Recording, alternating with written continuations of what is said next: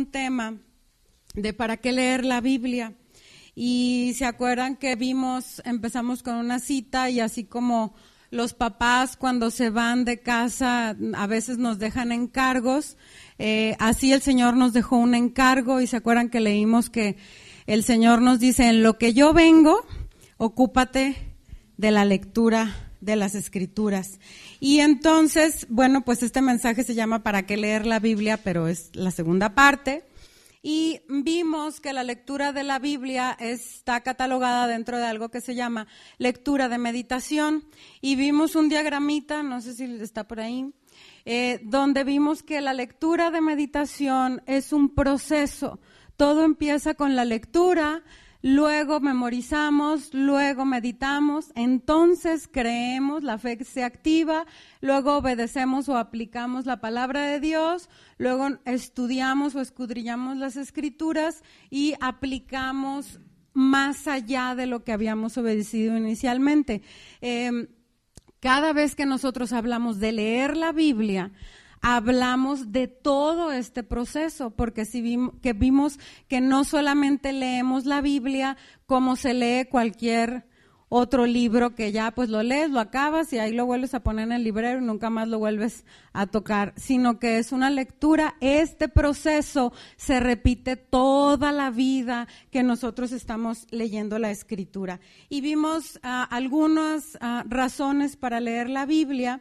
Y pues el día de hoy vamos a continuar con ellas. Acompáñenme por favor al Salmo 119 y vamos a leer los versículos 99, 100, 104 y 169.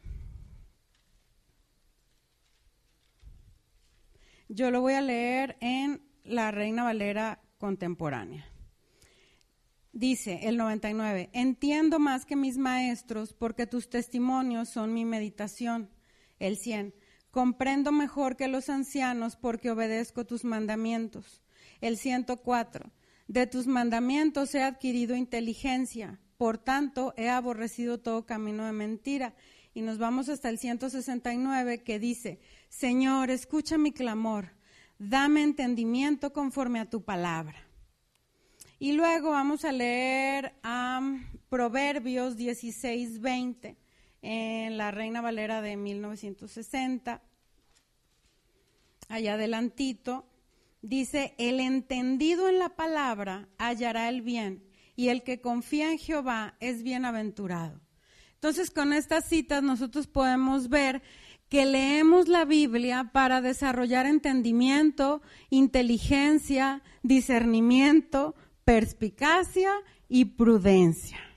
Todas estas virtudes se desarrollan de la mano, y algunas veces los vocablos griegos o hebreos que hablan de estas virtudes van de la mano y son a veces intercambiables. El domingo pasado vimos acerca de la sabiduría. La sabiduría es tener el conocimiento de Dios y vivirlo, aplicarlo. El entendimiento en el original se refiere a la inteligencia, a la astucia, a la prudencia que nosotros tenemos que desarrollar para aplicar la palabra de Dios. A veces necesitamos humildad para leer las Escrituras, para poder entender. Y fíjense bien, hay algunos casos donde, por ejemplo, Daniel y sus compañeros allá en Babilonia, dice que se encontraron que eran más inteligentes que todos. Y luego Bezaleel tenía toda la habilidad para diseñar el templo de Dios. Y luego Abigail fue muy perspicaz y muy prudente para evitar que David en su coraje matara a su esposo. Entonces son habilidades que nosotros desarrollamos o adquirimos cuando leemos, estudiamos, creemos, meditamos las Escrituras. Entonces, si en nuestra vida dices, ay, me hace falta ser más prudente, me hace falta ser más inteligente porque hay cosas que no entiendo, me hace falta más entendimiento incluso para comprender la palabra de Dios, me hace falta ser más perspicaz, etcétera, necesitamos meternos a las Escrituras. No lo busque, pero le voy a leer Proverbios capítulo 2 para ver que todas estas virtudes van de la mano con la sabiduría. Dice, Proverbios 2, versículo 1, dice, hijo mío, si recibieres mis palabras, todos aquí ya hemos recibido la palabra de Dios, tenemos una Biblia, y mis mandamientos guardares dentro de ti, haciendo estar atento tu oído a la sabiduría, si inclinares tu corazón a la prudencia, si clamares a la inteligencia y a la prudencia dieres voz, si como a la plata la buscares y la escudriñares como a tesoros, entonces entenderás el temor de Jehová y hallarás el conocimiento de Dios, porque Jehová da la sabiduría y de su boca viene el conocimiento y la inteligencia. Entonces, si hay una necesidad que nosotros tenemos de una capacidad intelectual, voy a decir, si nos falta prudencia, entendimiento, perspicacia, hay que meternos a la palabra de Dios. Acompáñenme, por favor, a Juan 8.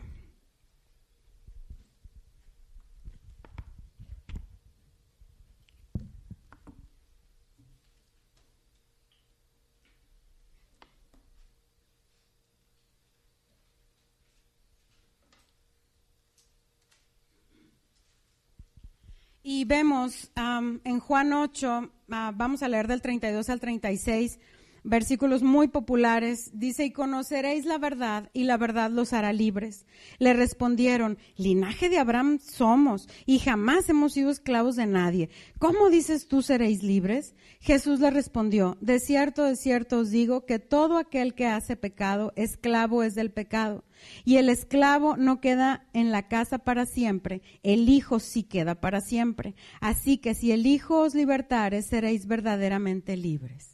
Aquí estamos viendo que la verdad es lo que hace libre y la verdad es una persona, la verdad es Jesús.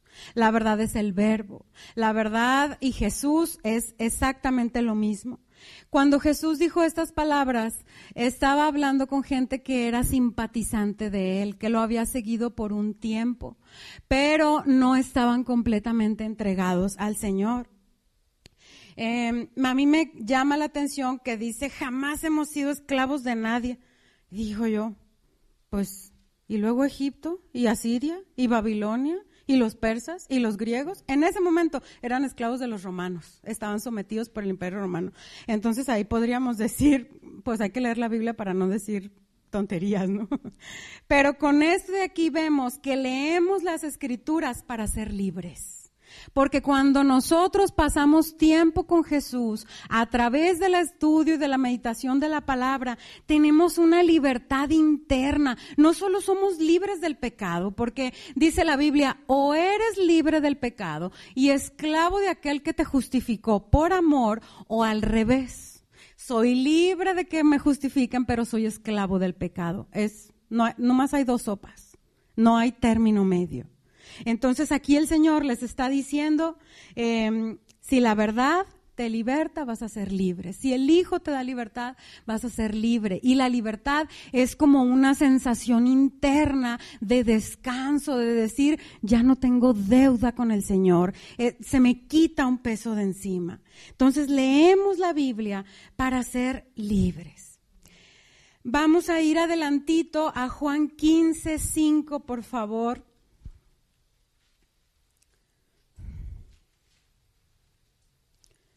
Juan 15:5 dice, yo soy la vid, vosotros los pámpanos, el que permanece en mí y yo en él, este lleva mucho fruto, porque separados de mí nada podéis hacer.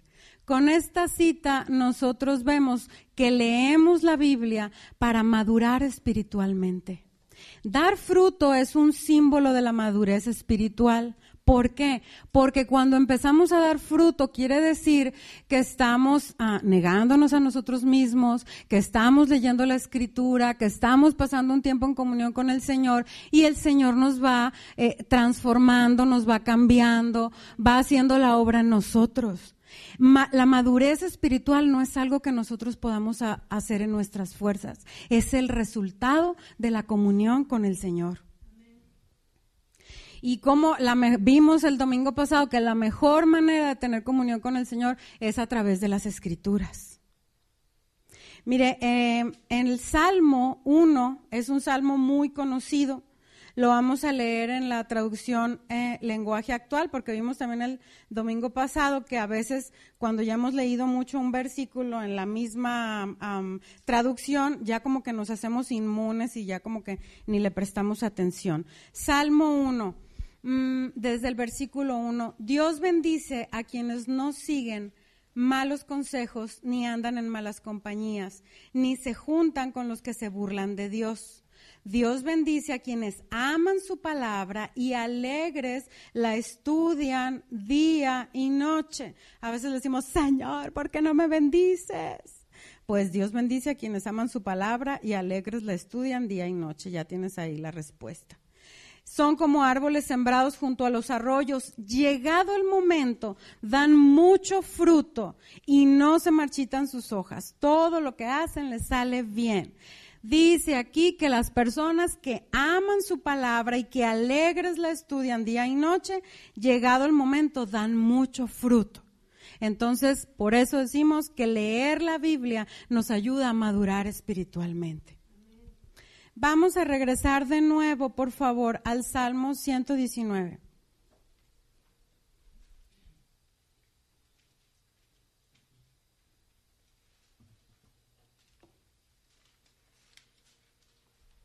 Yo se los voy a leer en la Nueva Traducción Viviente. Vamos a leer el versículo 9 y el versículo 11. ¿Cómo puede un joven mantenerse puro? Obedeciendo tu palabra. Y el 11, he guardado tu palabra en mi corazón para no pecar contra ti. Fíjense que eso de guardar tu palabra en mi corazón es parte del proceso de la lectura, que es la memorización. Cuando nosotros memorizamos es que guardamos la palabra en nuestro corazón. Cuando aceptamos la redención de Cristo en nuestras vidas, Él nos purifica y nos limpia de todo pecado. Nuestra responsabilidad como nuevos o viejos creyentes es mantener esa pureza que nos fue dada mediante la sangre de Cristo.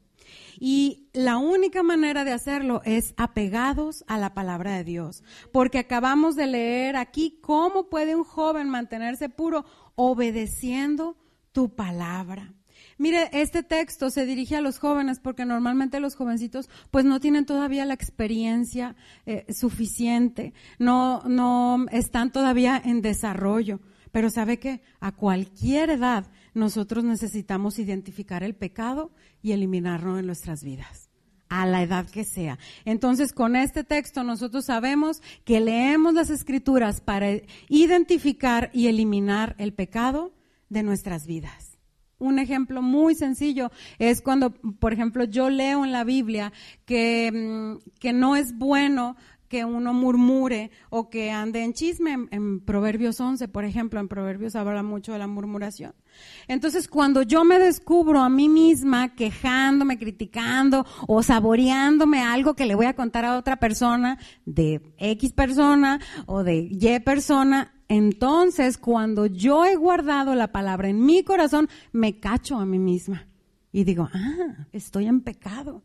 Porque yo he guardado y me acuerdo que al Señor no le parece bien que yo ande de quejumbrosa o en el chisme. Y entonces ahí es donde yo puedo identificar al pecado y empezar a pelearlo en la fuerza del Espíritu Santo en mí.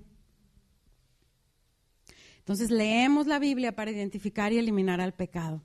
Vamos por favor a la carta de Judas, allá justo antes del Apocalipsis. Judas 1, vamos a leer 2 versículos. Judas 1, versículo 3.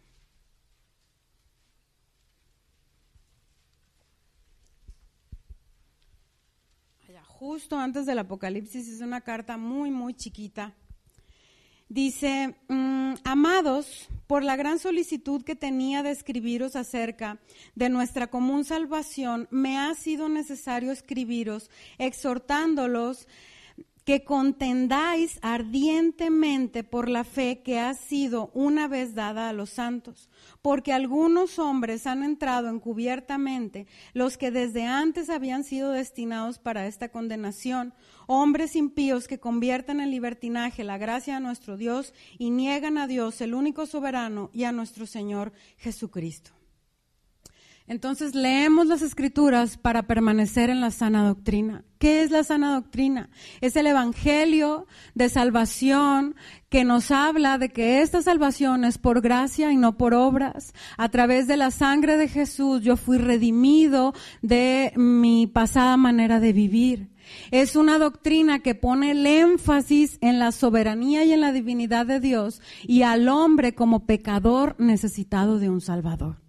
Es una doctrina que no se enfoca solamente en un tema, sino que escudriña la Biblia de principio a fin. Y es el fundamento de nuestra fe. Por eso Pablo le recalcaba a Tito que permaneciera y enseñara la sana doctrina.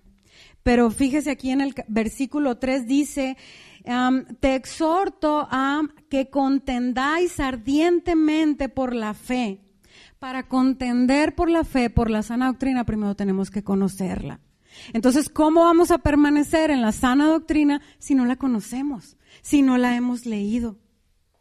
Mire, el domingo pasado vimos que Pedro, cuando llegó el terremoto y el Espíritu Santo, no entró en pánico porque él conocía la escritura del profeta Joel, ¿verdad? Pero ¿qué cree? También el profeta Joel en aquellos siglos cuando profetizó, no profetizó de su ronco pecho. Eso que dijo que el Espíritu iba a ser dado y que los jóvenes iban a tener sueños y visiones, él estaba citando Números 11:29. O sea, Joel también, qué bueno que su profecía estaba basada en la palabra de Dios. Que no estaba hablando, inventando de su ronco pecho. Y hay que tener mucho cuidado porque yo hace poco supe de unos señores que se autoproclamaron profetas y dijeron que la Biblia ya había caducado, que la Biblia era la palabra de Dios para aquellos tiempos, que la palabra de Dios que ahorita estaba vigente era la que Dios le estaba dando a los profetas. Entonces dices, no, a ver, espérate, claro que no, hay que tener mucho cuidado con la doctrina y para eso pues necesitamos conocer las Escrituras. Nosotros como hijos de Dios necesitamos desarrollar la capacidad de cribar, ¿sí saben lo que es cribar? Colar, cernir. Y entonces en el colador se quedan las piedritas, las basuritas y abajo cae la harina, el arroz o lo que estemos limpiando. Entonces necesitamos desarrollar esa capacidad para saber qué es sana doctrina y qué no. Porque dice la Biblia que podemos ser engañados si no tenemos un buen manejo de la palabra de Dios. Entonces leemos para estar en sana doctrina. Mire, les voy a leer una cita. Y usted me dice, a ver si sabe de dónde está. Encomendadlo a Dios, que todo se hará bien, y quizá mejor de lo que vos pensáis, que no se mueve la hoja en el árbol sin la voluntad de Dios. ¿Alguien se sabe la cita? ¿Alguien? ¿Nadie? ¿Nadie? Pero la han oído. Sí la han oído, que no se mueve la hoja del árbol sin la voluntad de Dios. Mire, les voy a decir de dónde es. ¿Alcanzan a leer? Don Quijote de la Mancha. No está en la Biblia. Primera de Sancho. Mire, el libro hasta se parece a una Biblia, gordo, con muchas letritas y muchas hojitas. Y lo que dice parece la Biblia, pero no es.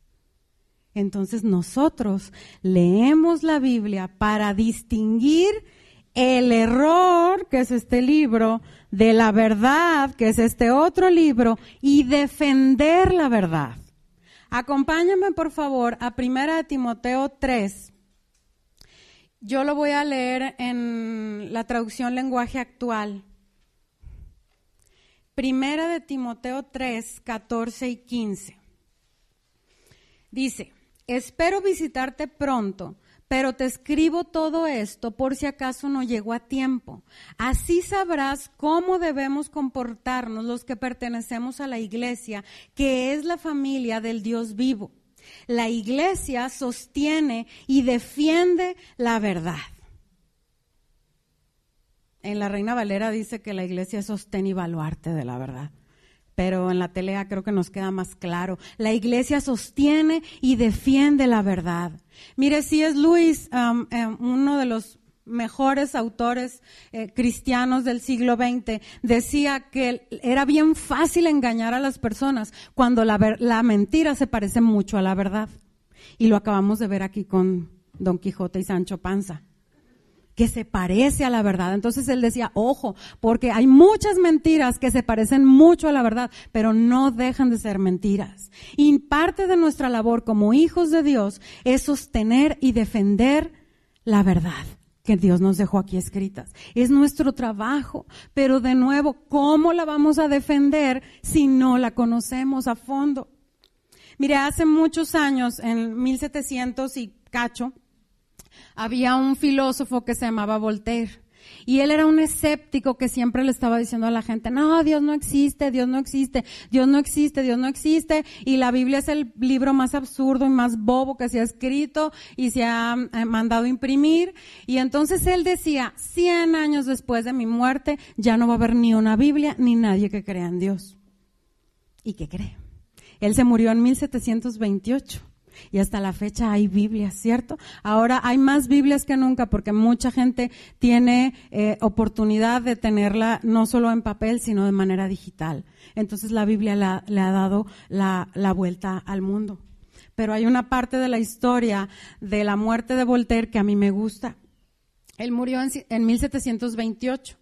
50 años después de su muerte, la Sociedad Bíblica de Génova compró la casa donde Voltaire había vivido y la convirtió en una casa editorial que imprimía y distribuía Biblias. Entonces así de tome chango su banana para que no ande diciendo cosas que no deben de ser. Entonces la Sociedad Bíblica de Génova cumplió su labor de sostener y defender la verdad para que la pudiéramos tener a mano hasta el día de hoy. Pero ¿qué hay de nosotros? ¿La hemos defendido? Nos hemos, como dicen, parado en la brecha por la verdad. Hemos sido firmes para sostenerla y para defenderla. Es parte de nuestro trabajo. Leemos para distinguir el error de la verdad y defender la verdad. Luego acompáñame ahora al inicio de la Biblia, Génesis 3.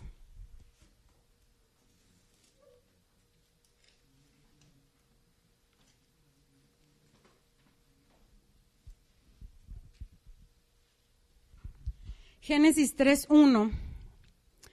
Vamos a leer algunos versículos. El 1 dice, pero la serpiente era astuta más que todos los animales del campo que Jehová Dios había hecho, la cual dijo a la mujer, ¿con que Dios os ha dicho, no comáis de todo árbol del huerto? Eva empieza a hablar con la serpiente y le dice que no, pues que no puede comer. Pero aquí hay una pregunta. ¿En verdad Dios dijo no comáis de todo árbol? Eva cae en el engaño de Satanás porque no conoce la palabra de Dios. No sabe. Entonces nosotros leemos para no ser engañados por el enemigo. Leemos, estudiamos, memorizamos la Biblia para no ser engañados por el enemigo. La engatusa, pues. Nos vamos a regresar al capítulo 2 y vamos a leer 4 versículos. Génesis 2:8 dice, y Jehová Dios plantó un huerto en Edén al oriente y puso ahí al hombre que había formado. Y Jehová Dios hizo nacer de la tierra, como dice, todo árbol delicioso a la vista y bueno para comer. O sea, todos los árboles eran buenísimos, se antojaba de verlos. También el árbol de vida en medio del huerto y el árbol de la ciencia del bien y del mal. Nos vamos a brincar hasta el 16. Y mandó Jehová Dios al hombre diciendo, de todo árbol del huerto podrás comer, Y el 17, mas del árbol de la ciencia del bien y del mal no comerás, porque el día que de él comieres, ciertamente morirás. Entonces el mandamiento era, puedes comer de todos, mira qué ricos se ven, nomás de este no. Y Satanás, ¿cómo le dijo a Eva? No comáis de todo árbol. Y Eva cayó, porque no conocía el mandato del Señor. Cuando no conocemos bien las Escrituras, el enemigo nos puede engañar. Mire, Eva, cuando Dios dio este mandamiento en el capítulo 2, Eva todavía no existía. Entonces ella puede haber dicho, no, pues yo ni estaba, yo ni supe. Pero ¿sabe qué? Tú y yo tampoco estábamos cuando el Señor escribió la Biblia. Pero nuestro privilegio es saber. Nuestro beneficio está en conocer las palabras del Señor para no caer en las mentiras de Satanás, porque sabe que esas mentiras nos privan de creer las verdades de Dios. Cuando yo caigo en las mentiras de Satanás y creo las mentiras, ¿cómo tergiversa? Entonces yo me pierdo de lo que Dios sí dijo. Porque en mi corazón y en mi mente se guardan las mentiras, no las verdades. Entonces, leemos la Biblia para no ser engañados por el enemigo. Vamos a ver también ahí en Génesis, en el mismo capítulo 3, en el versículo 2, la mujer le responde a la serpiente, del fruto de los árboles del huerto podemos comer. Pero del fruto del árbol que está en medio del huerto, dijo Dios, no comeréis de él ni le tocaréis para que no muráis. Y vio la mujer que el árbol era bueno para comer y que era agradable a los ojos y árbol codiciable para alcanzar la sabiduría, y tomó de su fruto y comió, y dio también a su marido, el cual comió así como ella. Mire, leemos la Biblia para no inventar doctrinas nosotros mismos. A veces no somos engañados ni por un falso profeta ni por Satanás. A veces el problema está en nosotros. ¿Por qué? Porque dice ahí en el versículo 3, dijo Dios, no comeréis de él ni le tocaréis. Acabamos de leer en el capítulo 2, donde el Señor en el 2:16 le dice, de todo árbol del huerto podrás comer, mas del árbol de la ciencia del bien y del mal no comerás. Jamás en ningún momento el Señor dijo, ni lo toques, ni te arrimes al árbol. Si lo volteas a ver, estás en pecado. Y Eva inventó su propia falsa doctrina. Entonces nosotros somos susceptibles a inventar falsas doctrinas si no estudiamos las Escrituras. Ay, no se deja esta hoja, ya se va a dejar, creo. Dios nunca dijo no la toques, solo le dijo no comas. La podía ver, la podía tocar, la podía oler y no pasaba nada. Se podía tomar una siesta a la sombra del árbol y no pasaba nada. El punto era no comerla. Pero ella inventó, le agregó a las Escrituras. Y luego también describe el árbol como si fuera el único árbol codiciable y agradable a los ojos para comer. Porque con mucho detalle, y entonces vio que el árbol era agradable a los ojos y codiciable para alcanzar la sabiduría. Pero vimos también en el capítulo 2 que el Señor hizo todo árbol delicioso a la vista y bueno para comer. Todos los árboles eran maravillosos, no solamente ese. Entonces, cuando nosotros no nos metemos en el proceso de lectura, de meditación, de creer, de obedecer, de memorizar, etcétera, fácilmente podemos inventar historias nosotros mismos. Por eso Pablo también le dijo a Tito y a Timoteo, ten cuidado de ti mismo y de la doctrina, porque no vaya a ser que, ay, los falsos profetas, y tómala que uno es el falso profeta, así como Eva. Entonces leemos la Biblia para no inventar doctrinas. Luego vamos a leer, por favor, en Efesios, en Romanos y en 2 de Corintios. No sé si están todas juntas. Las vamos a leer todas juntitas como el domingo pasado y luego las vamos a comentar. Leemos la Biblia también para hacer frente al enemigo y son versículos ya muy conocidos. En Efesios 6, 11 y 17 de Palabra de Dios para Todos dice, protéjanse contra los engaños del diablo con toda la armadura que les da Dios. Utilicen la salvación en el 17 como casco protector. tomen la espada del Espíritu, que es la palabra de Dios. En Romanos 13:12, ahí atrasito en su Biblia, también voy a leer Palabra de Dios para Todos, 13:12 dice: la noche ya se está acabando y el día está por comenzar. Entonces dejemos a un lado las obras de la oscuridad y pongámonos las armas de la luz. El último versículo, ahí adelantito, está en 2 Corintios 10:4. Les voy a leer la Reina Valera contemporánea.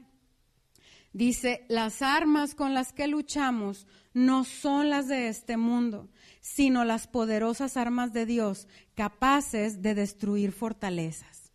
Estos 3 versículos son muy populares y vemos que cuando nosotros leemos la palabra de Dios, podemos tener la capacidad de enfrentar al enemigo. ¿Para qué? Para no ser engañados como Eva.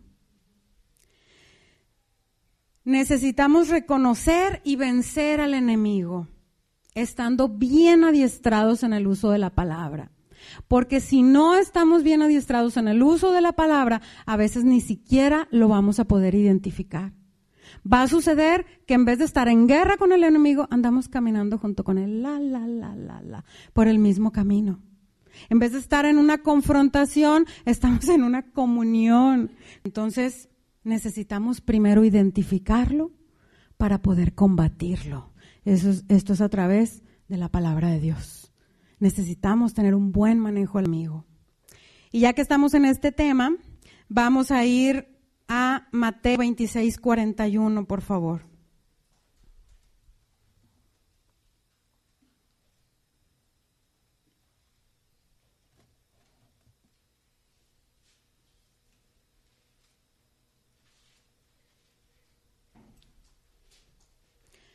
Mateo 26:41, Jesús les está hablando a los discípulos y les dice: velad y orad para que no entréis en tentación. El espíritu a la verdad está dispuesto, pero la carne es débil. ¿El espíritu quién? El de uno. A la verdad está dispuesto, pero la carne es débil. Entonces, leemos la Biblia para resistir la tentación. Mientras vivamos en esta tierra, nosotros vamos a ser tentados por 3 cosas. Por Satanás, ya vimos. Por mi propia carne, mi naturaleza pecaminosa. Y por el sistema de este mundo. Todos los días de nuestra vida, si no es Satanás, es mi carne o es el sistema de este mundo. Por eso Jesús les dice: velad y orad para que no entréis en tentación. Ser tentado, fíjense bien, no es pecado. Podemos estar en una tentación y casi sudando la gota así que me escurre de lo fuerte de la tentación, pero mientras se queda en tentación, estamos bien. Lo malo es cuando ya damos el paso y pecamos. Y Jesús sabía muy bien esto porque dice que Él fue tentado en todo, pero sin pecar, en el libro de Hebreos. Y si se acuerdan, Él fue tentado por Satanás en el desierto. Y entonces, ¿cómo resistió la tentación? Utilizando la palabra de Dios. Cuando Satanás le decía, dile a estas piedras que se conviertan en pan, ¿qué hacía Jesús? ¿Gritaba? ¿Vociferaba? No. Sacaba de su corazón, de su ser, una palabra que anulara o que refutara eso que el diablo le estaba diciendo. Y entonces les dijo: pues sí puedo, tengo la capacidad, pero la Biblia dice que no solo de pan vivirá el hombre. Punto. Sin gritos ni sombrerazos. Entonces la tentación nosotros la podemos mitigar o la podemos eliminar de nuestra vida, la podemos vencer cuando nosotros, dice aquí, velad y orad.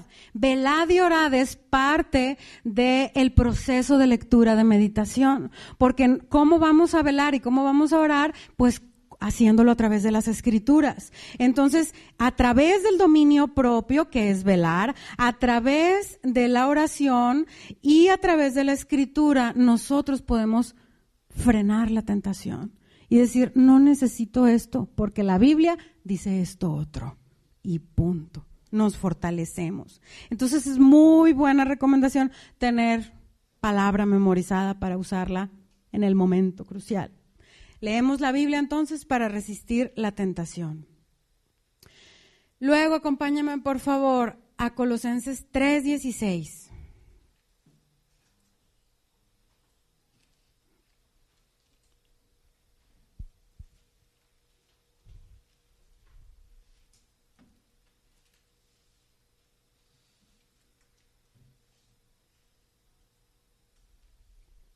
Colosenses 3:16 dice: la palabra de Cristo more en abundancia en vosotros, enseñándoos y exhortándoos unos a otros en toda sabiduría, cantando con gracia en vuestros corazones al Señor con salmos e himnos y cánticos espirituales. Mire, la adoración nunca va a llegar más alto del conocimiento que nosotros tenemos de Dios. Nuestra adoración debe de ser con sabiduría, con conocimiento, con entendimiento. Dice aquí, la palabra de Cristo mora en abundancia en vosotros. La palabra de Dios debe ser el fundamento de nuestra adoración. Para que ésta sea objetiva, que no sea subjetiva, que no sea como yo me imagino, sino como Dios dice que debe de ser. Mire, en Juan 4, en uno de los episodios más conocidos de la Biblia, Jesús se encuentra con la mujer samaritana y entonces empiezan a hablar de la adoración y Jesús le dice que hay que adorar al Señor en espíritu y en verdad. ¿Y por qué le dice eso a la mujer samaritana? Porque Jesús está diciendo ni puro espíritu ni pura verdad. Los fariseos en Judá adoraban en verdad. ¿Qué quiere decir adorar en verdad? Adoraban conforme al librito, conforme a las escrituras. Si el Señor decía con un becerro, con una paloma, pues con un becerro y una paloma. ¿Qué tiene que ser el sábado? ¿Qué tiene que ser a las tales horas? A las tales horas. Seguían la verdad del Antiguo Testamento, el Tanaj para ellos, al pie de la letra. Pero ¿sabe qué? Era una adoración muerta, era una adoración mecánica, sin vida, sin amor a Dios. Entonces Jesús les dijo, ¿en verdad? No. Y los samaritanos no tenían templo, entonces ellos adoraban en el monte Gerizim y ellos no tenían el Tanaj, no tenían el Antiguo Testamento, solamente se quedaron hasta la ley de Moisés. Y entonces ellos adoraban con mucho entusiasmo, con mucha vida, con mucho fervor, pero cero conocimiento bíblico. O sea, era a pura inspiración. Y te amamos, Señor, y venimos aquí, te adoramos. Se hicieron un templito chiquito, así medio piratón, ahí en el monte Gerizim, pero ahora sí que como se les ocurría, adoraban al Señor. Entonces Jesús les dice, ni puro espíritu, ni pura verdad, ni tú, ni aquel. Así no es como Dios quiere que se le adore. Dios quiere que se le adore de las dos maneras al mismo tiempo. Entonces tenemos que adorar con toda nuestra pasión, con todo nuestro fervor, con toda nuestra vida, que la palabra en griego donde dice en espíritu se refiere a nuestra vida. Pero también tenemos que orar con el conocimiento, adorar con el conocimiento de la palabra de Dios. No es como nosotros queramos, es como el Señor pide que le adoremos. Y mire, por favor, recordemos que la música tan solo es la forma más popular de adoración. Pero en nuestra vida, si decimos que somos hijos de Dios, no somos verdaderos adoradores porque cantemos o porque bailemos. Un verdadero adorador es aquel en el que mora la palabra de Cristo, como leímos ahorita, en abundancia en su vida. Y se nota porque da fruto. Un adorador 100% es el que vive rendido a la voluntad de Dios. No hago mi voluntad, ni lo que yo quiero, ni como yo pienso, sino rendido a la voluntad de Dios. Un verdadero adorador es aquel que verdaderamente, como dijo Juan el Bautista, ha menguado para que Cristo reine en su vida. La música es solamente una expresión del verdadero adorador, pero no es el todo, ni es el fin último, ni es el objetivo. Así que si tú eres muy desafinado para cantar y no se te da, tienes 2 pies izquierdos para bailar, no te preocupes. Ser adorador va mucho más allá, dijo Jesús, en espíritu y en verdad. Dice aquí en Colosenses, leímos que la palabra de Cristo mora en abundancia en vosotros, para que nuestra adoración sea aceptada y no sea regañada como la de los judíos o los samaritanos, sino que sea como Dios quiere. Entonces leemos para que nuestra adoración sea aceptada.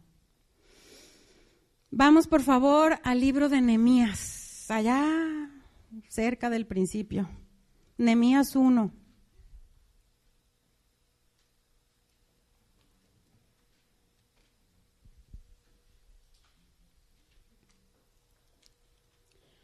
Nehemías 1, vamos a leer del 5 al 9. Está hablando Nehemías en el 5. Y dije, te ruego, oh Jehová, Dios de los cielos, fuerte, grande y temible, que guarde el pacto y la misericordia a los que le aman y guardan sus mandamientos. Esté ahora atento tu oído y abiertos tus ojos para oír la oración de tu siervo, que hago ahora delante de ti día y noche por los hijos de Israel, tus siervos, y confieso los pecados de los hijos de Israel que hemos cometido contra ti. Sí, yo y la casa de mi padre hemos pecado. En extremo nos hemos corrompido contra ti y no hemos guardado los mandamientos, estatutos y preceptos que diste a Moisés tu siervo. Acuérdate ahora de la palabra que diste a Moisés tu siervo, diciendo, si vosotros pecareis, yo os dispersaré por los pueblos, pero si os volviereis a mí y guardareis mis mandamientos y los pusiereis por obra, aunque vuestra dispersión fuera hasta el extremo de los cielos, de ahí os recogeré y os traeré al lugar que escogí para hacer habitar allí mi nombre. Leemos las Escrituras para orar mejor. Nehemías aquí está presentando un modelo de oración y una de las cosas que Nehemías hace es citar la Escritura. ¿Para qué es bueno citar la Escritura cuando estamos orando? Para tener certeza de lo que estamos diciendo o lo que estamos pidiendo es conforme a la voluntad de Dios. Para no orar, Señor, dame alas y que cuando me aviente del techo vuele 20 kilómetros. Pues, ¿como para qué, no? Dice la Biblia que si pedimos conforme a la voluntad del Dios, el Señor nos escucha y lo hace. Pero cuando pedimos lejos de la voluntad de Dios, pues estamos un poco perdidos. En la Biblia hay muchos modelos de oración. Podemos ver la oración de David, la oración de Daniel, ya vimos la oración de Nehemías, está la oración de Jeremías.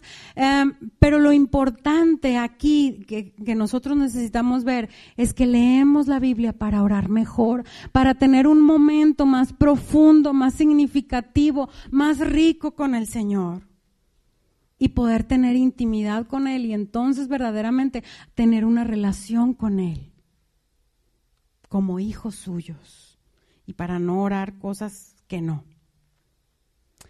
Acompáñame por favor a 3 citas, vamos a ver, porque también leemos la Biblia para ser ejemplo. Y el primer ejemplo que vamos a tomar es Tito 2:4. Vamos a leer Tito, Efesios y Timoteo, los vamos a ir leyendo uno por uno, no de seguido. Entonces, nosotros leemos la Biblia para poder ser ejemplo a los demás. Y en Tito 2:4 le está hablando a las mujeres mayores. Y las mujeres mayores dice que enseñan a las mujeres jóvenes a amar a sus maridos y a sus hijos. Entonces, la primera cita le voy a hablar a las mujeres mayores. Me llama la atención que Pablo le está diciendo a las mujeres mayores, no enseñes griego, no enseñes teología, no enseñes la gramática hebrea. ¿Qué le dice? Enseña a amar, enseña a amar. Pero si no sabemos nuevamente lo que dice la Biblia acerca de amar, ni de maridos, ni de hijos, pues ¿qué vamos a enseñar? Vamos a enseñar lo que aprendimos en la cultura, lo que aprendí en mi casa, lo que yo creo, lo que yo pienso, lo que nos dijeron que tenía que ser, lo que vimos a nuestro alrededor y normalmente muchas cosas están alejadas de la palabra de Dios.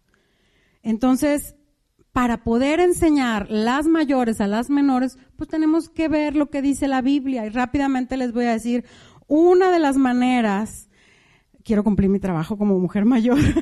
Una de las maneras en que las mujeres mayores le podemos decir a las jovencitas cómo amar a sus maridos y que lo dice la Biblia es a través de la comida. Entonces, chicas, aprendan a cocinar. ¡Toin! Y me vas a decir, ¿pero dónde dice que tengo que ser buena para cocinar? Mire, le voy a citar unos ejemplos. Para bendecir a sus hijos, Isaac pidió que le hicieran de comer. Esaú vendió su primogenitura por un plato de comida. El Señor les dijo a los peregrinos que habían dejado Egipto y que iban atravesando el desierto, cuando llegues a la tierra prometida podrás comer carne cada vez que lo desees. Elías necesitó ser alimentado por cuervos para aliviar su desánimo y seguir adelante. David agradece en el Salmo 23 que Dios le prepare un banquete frente a sus enemigos. David también calmó sus ganas de matar a Nabal cuando Abigail le dio de comer. Y luego se la consiguió de esposa, muy inteligente. David y sus hombres comen los panes del tabernáculo para tener fuerzas y seguir adelante. El hijo pródigo que anhelaba la comida de los cerdos. Y cuando llega a su casa, ¿qué le hacen? De comer, un banquete. Jesús le dio de comer a 5,000 hombres, no importa cuántas mujeres ni niños, 5,000 hombres, señoras y señores. Marta servía a Jesús y a los 12 discípulos, ¿cómo? Dándoles de comer. Jesús, después de resucitar, les dio de desayunar, les hizo un pescadito asado a sus discípulos ahí en una playita, ya después de la resurrección. Pedro tenía visiones con comida en los techos ajenos. Y hay muchos más. La Biblia empieza con Adán comiendo una manzana y acaba con unas bodas, unos banquetes del Cordero de Dios. Entonces nosotros con esos ejemplos podemos ver que para los hombres la comida es importante. El pastor Tim LaHaye enseñaba en sus prédicas para matrimonios que los maridos cuando llegan a su casa solo piensan en 2 cosas y una de ellas es la comida. Mire, a mí me gusta mucho cocinar, pero si algún día yo no puedo hacer de comer, yo sé que mi marido no me va a dejar de querer. Y sabe que si algún día yo no hago de comer, sigo siendo digna a los ojos de Dios. ¿Sí me explico? Mi valor ante los ojos de Dios no está en si hice lasaña o si recalenté el picadillo de ayer. ¿Sí? Pero mi responsabilidad, como dice aquí en Tito 2:4, que enseñan a las mujeres a amar a sus maridos y a sus hijos, yo tengo que ser un ejemplo, como dice aquí, porque tengo que enseñar. Y acuérdense de Esdras que vimos el domingo pasado, para poder enseñar, él primero dijo que iba a frecuentar las escrituras y que luego iba a vivir y practicar las escrituras y que luego se iba a poner a enseñar. Entonces, como mujeres mayores, adultas que somos, nuestra responsabilidad es meternos a la palabra de Dios para enseñarle a las chicas que apenas se van a casar a amar a sus maridos. La comida es solamente un área, hay muchas otras, pero es solamente un ejemplo. Ahora vamos a ir con los hombres. Efesios 6:4.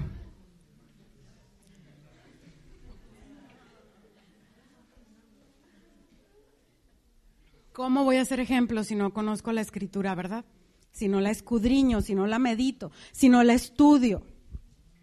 Efesios 6:4 dice, y vosotros padres no provoquéis a ira a vuestros hijos, sino criadlos en disciplina y en amonestación del Señor. Acabamos de ver que para poder enseñar hay que saber. No se puede enseñar lo que no se sabe. Y en el original, ahí donde dice padres, está hablando a los varones, no a las mamás. Y las mamás así de...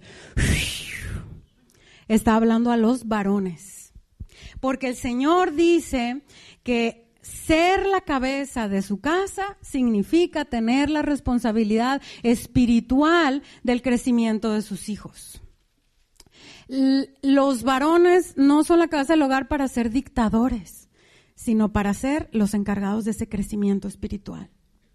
El principal trabajo de un jefe de familia no está en la oficina, sino con sus hijos y con su esposa en su casa. Ahí es donde está su principal responsabilidad. El Señor te dice como varón que tienes que ser responsable de ese crecimiento. Así que si el hijo en la casa es respondón, retraído, deprimido, anda en pecado, es rebelde o irresponsable o es muy inseguro, no volteen a ver a la mamá, volteen a ver al papá. Porque dice la Biblia, eres cabeza de tu casa. Y padres, criadlos en disciplina y en amonestación del Señor. La firmeza espiritual de los hijos es una responsabilidad de papá, no de mamá. ¿Por qué? Porque el Señor puso un orden, puso un diseño. ¿Eso quiere decir que las mujeres, nos vamos a rascar la panza? Bueno, pues no, tampoco. Pero la principal responsabilidad como cabeza del hogar está en papá. ¿Qué sucede? A veces dicen, no provoquéis a ira a vuestros hijos. ¿Por qué los hijos se provocan a ira? Eso sucede cuando papá educa, igual que vimos hace rato, conforme a mí me educaron, conforme a lo que yo creo, a cómo voy sintiendo según las circunstancias, a lo que me dijo el compadre, el primo, el amigo, etcétera, y no conforme a la palabra de Dios. Mire, si nos fuéramos a los vocablos originales, criar quiere decir entrenar. Disciplina, dice, criarlos en la disciplina. Disciplina es educación práctica. Amonestación es educación teórica. Entonces, papá, el trabajo de papá es entrenar al hijo en conocer y vivir la Biblia. Ese es el trabajo. Pero a veces a mí se me hace triste ver niños que conocen y manejan mejor la escritura que los papás. Y que las mamás también, aquí salían embarrados todos. Entonces, ¿cómo vamos a ser ejemplos si no hemos leído la Biblia? Y finalmente en 1 Timoteo 4:12, para los solteros, no crean que se me van a escapar. 1 Timoteo 4:12, se los voy a leer en la Nueva Traducción Viviente porque siento más clara la traducción. 1 Timoteo 4:12, los jóvenes, no permitas que nadie te subestime por ser joven. Sé un ejemplo para todos los creyentes en lo que dices, en la forma que vives, en tu amor, tu fe y tu pureza. Ser ejemplo, jóvenes, es un patrón, ser un patrón o un modelo a seguir. Entonces, así como las mujeres mayores tenemos que ser ejemplo para las más jóvenes, así como los papás tienen que ser un ejemplo en el manejo de la palabra para poder criar a sus hijos, los jóvenes tienen que ser un ejemplo a los creyentes. Y aquí está bien clarito, en la forma que vives, en tu amor, en tu fe y en tu pureza. Más claro ni el agua. Entonces, jóvenes, también ustedes tienen que ser ejemplo para los demás. Muchas veces los jóvenes nos ponen el ejemplo a los viejos, a los adultos. Entonces leemos y estudiamos y meditamos y memorizamos la Biblia para ser ejemplo. Acompáñame por favor a Lucas 11:46.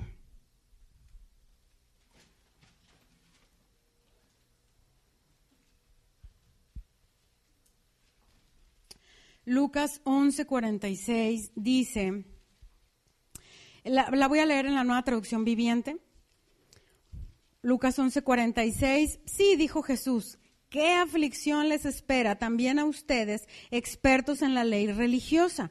Pues aplastan a la gente bajo el peso de exigencias religiosas insoportables y jamás mueven un dedo para aligerar la carga. Leemos la Biblia para combatir la religiosidad, el legalismo y la mojigatería. Jesús se oponía terminantemente, siempre que lo confrontaban, se oponía terminantemente a todo aquello que pareciera santo pero no fuera, que pareciera muy piadoso pero que no lo fuera. Y entonces nosotros aquí estamos viendo que los fariseos normalmente inventaban doctrinas así como Eva y le decían a la gente muchas reglas y muchas cosas que eran insoportables, cargas y exigencias religiosas insoportables, pero Jesús dijo, eso no está en la Biblia. Eso no está en el Tanaj. O sea, tú estás inventando. Y por eso tenía pleito con ellos.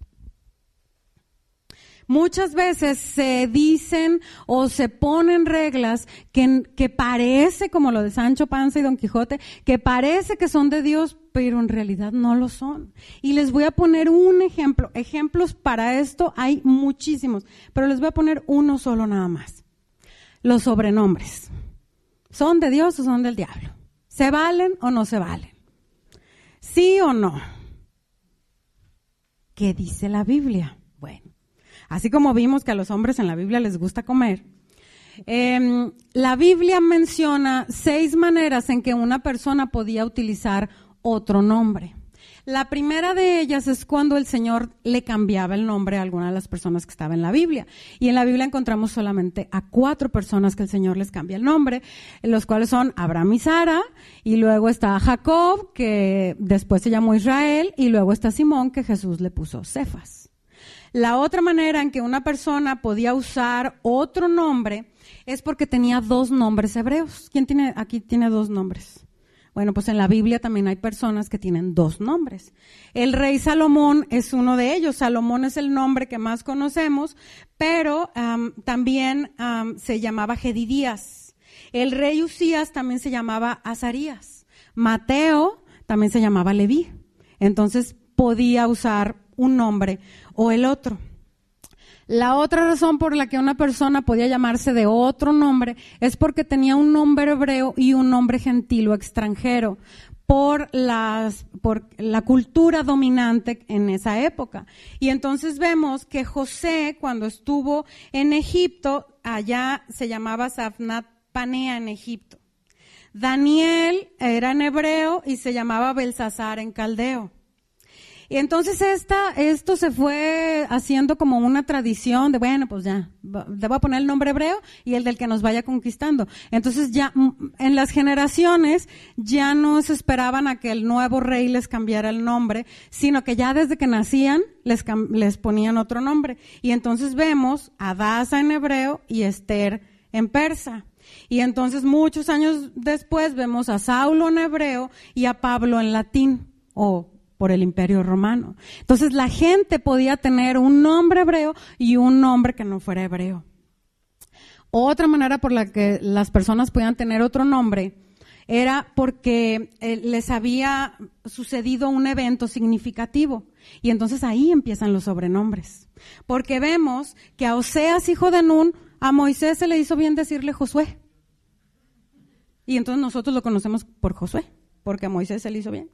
Y luego vemos que a Gedeón, los vecinos lo llamaban, espérenme porque está un poquito complicado, Jerubbaal. Y los vecinos, así ahora te vamos a decir Jerubbaal.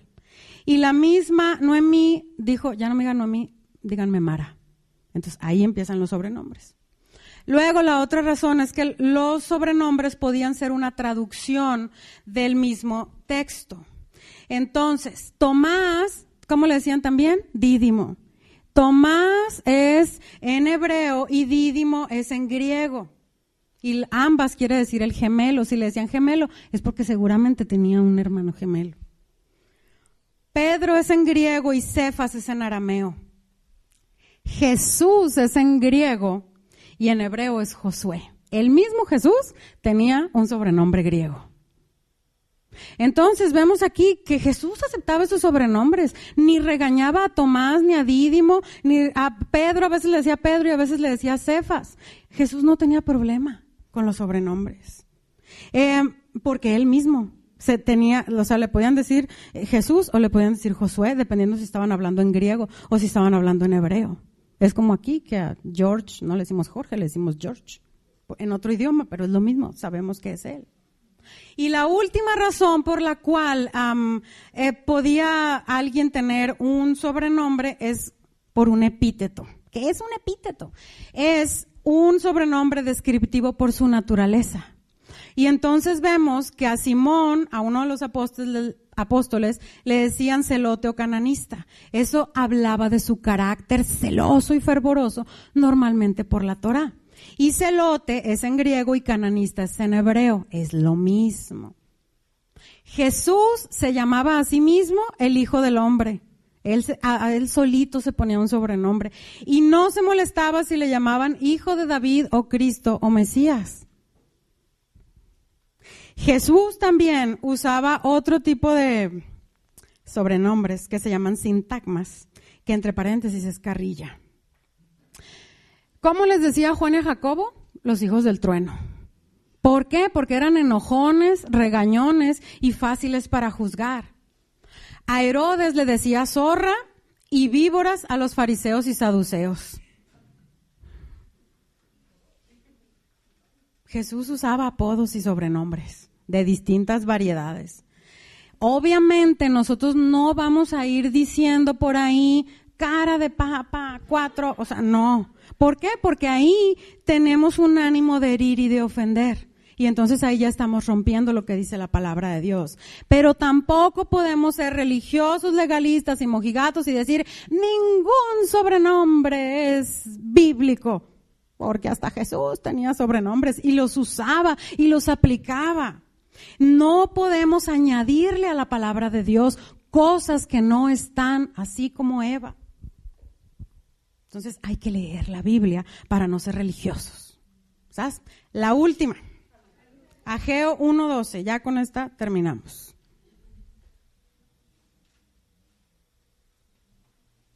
Entonces, con la enseñanza de Jesús vemos que leemos para combatir la religiosidad, el legalismo y la mojigatería. Si no sabe qué quiere decir mojigatería, es hacerme pasar por santo, aunque no lo sea. Ageo 1:12 y 14, leemos la Biblia para despertar y poner manos a la obra. Lo voy a leer en la Reina Valera contemporánea. Tanto Zorobabel, hijo de Salatiel, como Josué, hijo de Josadac, sumo sacerdote, lo mismo que el resto del pueblo, oyeron la voz del Señor su Dios y las palabras del profeta Ageo, tal y como el Señor su Dios le había ordenado decir. Y todo el pueblo tuvo temor delante del Señor. Entonces Ageo habló con el pueblo por mandato del Señor y como enviado suyo dijo, yo estoy con ustedes, palabra del Señor. El Señor despertó el espíritu de Zorobabel, hijo de Salatiel, que era gobernador de Judá, y el espíritu de Josué, hijo de Josadac, que era sumo sacerdote, lo mismo que el espíritu del resto del pueblo, y todos ellos acudieron a trabajar en la casa de su Dios, el Señor de los ejércitos. Cuando el gobernador, el sacerdote y el pueblo escucharon la palabra de Dios, la voz de Dios, su espíritu despertó. Y cuando su espíritu despertó de ese letargo, de esa apatía, ordenaron sus prioridades y pudieron poner manos a la obra, cumplir con su labor, con su deber.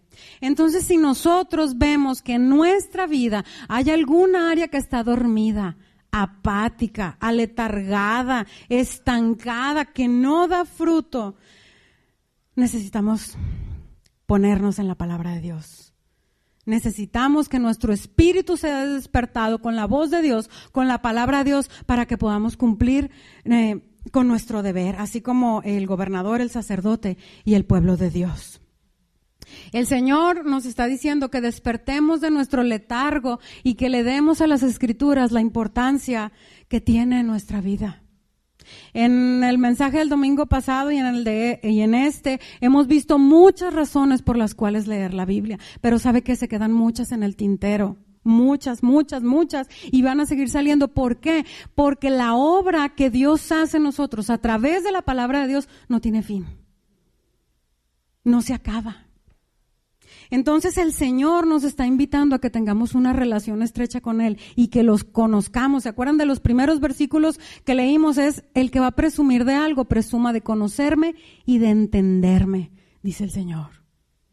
Entonces es un llamado para todos nosotros a que nos metamos más en la Escritura. Y hemos visto ejemplos muy diversos.